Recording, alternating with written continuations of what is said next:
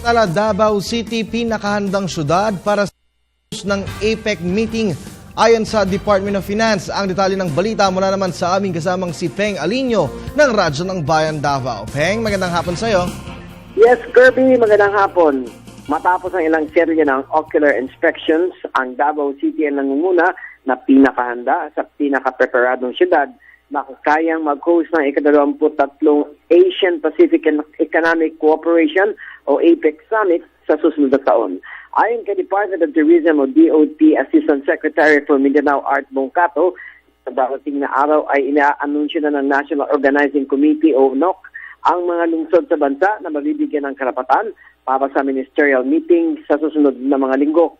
Anya, kahit isang ministerial meeting lamang ay napakalaking bagay na anya ito para sa Davao City.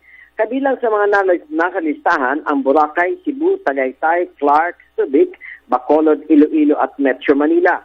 Una nang sinabi ni Davao City Tourism Operation Officer Lisette Marquez na ang pinakahuling inspection team na pinangunahan ni Ambassador Maria Angelina sa Santa Catalina at National Defense Undersecretary Ecarma the third na labis silang humanga sa mga pasilidad ng Davao City.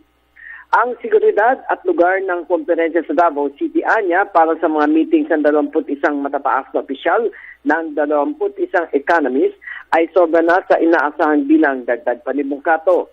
At sa na-validate na rin at sinuri ng mga inspectors, ang una nang nasuri ng unang inspection team, ang conference venues, accommodation sites at mga establishments ng lungsod ng Davao.